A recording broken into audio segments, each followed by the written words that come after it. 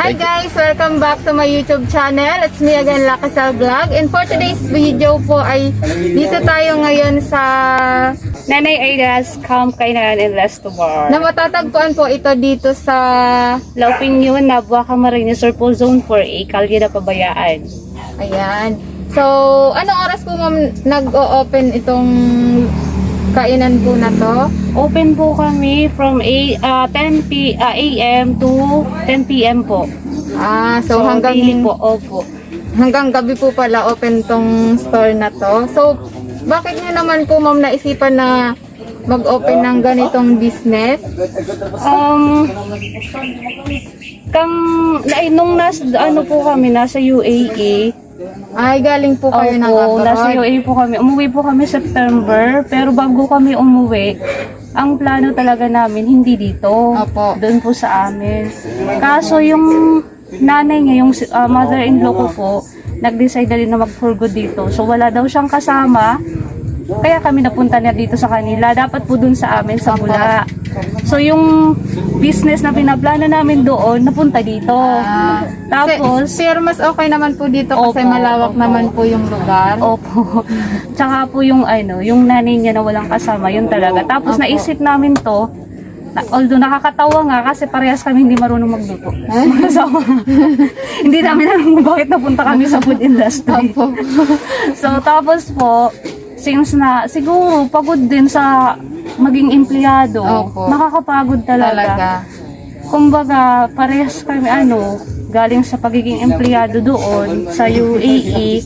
Dito din sa Pinas, bago kami umalis papunta doon, government employee din po ako.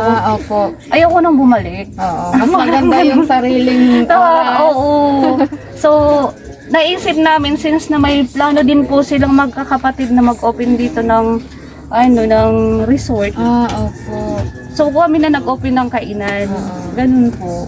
So, sino po naman nakaisip ng mga design sa mga nyo? Sa totoo lang po ang nagpintura, ay yung gumawa, yung pinsan ng asawa ko. Pero yung nagpintura kami mag-asawa.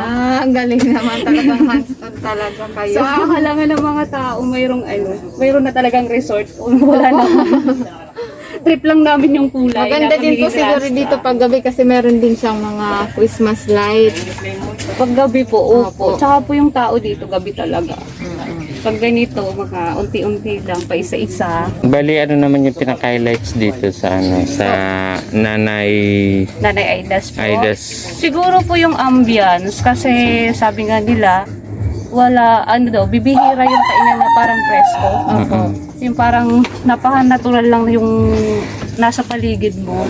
Bali, ano naman po yung mga naisiserve nyo dito mga luto, ma'am, tulad ng mga... Noodles soup po, beef pares po yung pinaka mabenta.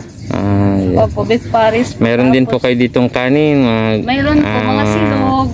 Ayaw po. Since nag-start pa lang po kami, yun pa lang po yung mga nasa-serve na yung mga silog, tapos po mga noodle soup. Yun po. So, ma'am, since kayo po yung may-ari, sino po si Nanay Aida? Si Nanay Aida po, yung mother-in-law ko. Nanay po ng asawa ko. Opo. Currently po, nasa US, pero uuwi na. Kaya inunahan na namin siya. So yung pangalan niya, Ngayon po nasa abroad pa po si Nanay Aida. opo, nasa US pa po. Si nanay po kasi, teacher din dito sa San Antonio. Opo. Tapos, known din siya sa mga tao. So, sabi namin, kinausap namin si nanay kung pwedeng gamitin yung pangalan. Tuwang-tuwa naman siya, syempre. Paano yung Legacy ni pangalan? nanay. Oo. Pero ma'am, sa ganito pong sitwasyon nyo ngayon, bali, ano pa po yung naisip nyong idadagdag po dito sa inyong maganda at cute na tambayan? Kung dito po, since na nag-start pa lang po, pagkain pa lang. Yung mga Pagkain. inuunti-unti namin. So, yung kaya pa lang, yung afford pa lang ng mga nandito sa paligid. Although hinahanapan nga kami ng mga taga-ibang lugar po. Yung mga ibang dish. Tapos sabi namin, nag-i-start pa lang po kami. Maganda siguro dito sa gabi kahit mga 3 hours lang yung magkaroon ng mga barabandano. Yung yung mga music lang ni Bob Marley kasi napansin ko yung kulay parang Bob Marley. Opo. Siguro po soon. Pag okay na po yung permit po namin, nakaprocess pa rin. Hindi pa po naayos sa municipality, nakahang pa rin. Sige na, okay na So, sila. ayan guys. Ma'am, maaari po ba kayong mag-invite sa mga viewers ni Lucky Cell Vlog para po sa inyong napakaganda at napaka-preskong kainan dito sa Nabua, Camarines Sur? Yes po, hello po sa inyong lahat, sa mga subscriber ni Ma'am. Iniimbitahan po namin kayong dumalaw sa aming simpleng kainan, Nanay Aida's Camp Kainan Resto Bar, dito po sa Zone 4A, Kalye Napabayaan, Nabua, Camarines Sur po. Landmark po in front of Iglesia ni Cristo. Okay, so ma'am, pabol ko, shout out mo yung mga ano mo ma'am, shout out mo yung mga Shout out po Pamilya. kay Nanay Aida dun sa Nanay! US. ayan. Nay, uwi na! Meron ka ng pagkakalibangan. Nanay Aida po. Tapos yung mga Shout out din po kagrupo sa- nyo. Shout out din po sa asawa ni Ma'am na si Sir Romulo Nino po, Reyes. Sa mga kapatid niya po, sa mga naiwanan pong kapatid niya sa UAE. Shout out Nasa din po Dubai. sa inyo. Ingat po kayo dyan lagi.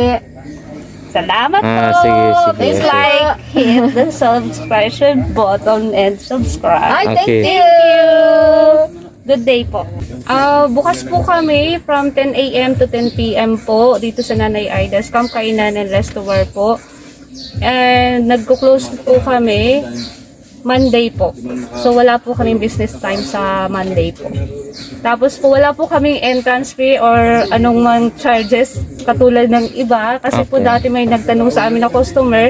Tinanong ko siya kung bakit ang dami niyang take out. Ang sabi niya sa akin, sabi kasi narinig daw niya na may bayad daw po yung cottage. opo. Sabi ko hindi po yung totoo. Wala pong charge ang cottage. Kasi kung magka-charge kami, saan sila kakain?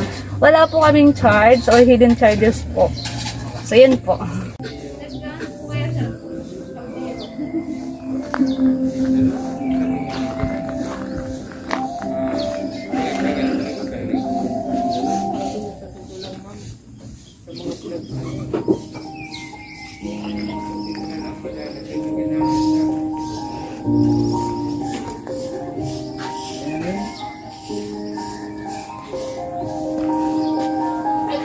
Yeah.